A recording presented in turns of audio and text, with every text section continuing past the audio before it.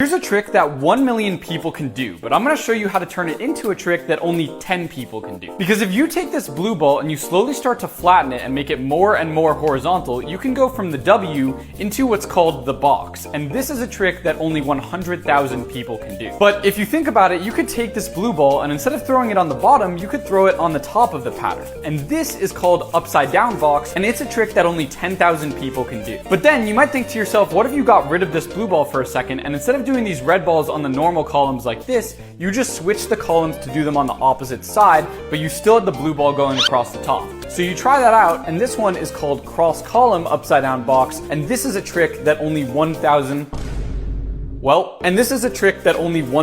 people can do. But it doesn't stop there. Because if you go back to upside down box, from here you can kick one more ball up into the pattern, and then you end up with inverted sprung cascade. And this is a trick that only 100 people can do. But depending on how little you go outside, you might be able to do tricks out of inverted sprung cascade, like an inverted sprung 5-3-1, like that, which only 10 people can do. But if you're looking for a trick that no juggler has actually done yet, it's called getting a girlfriend.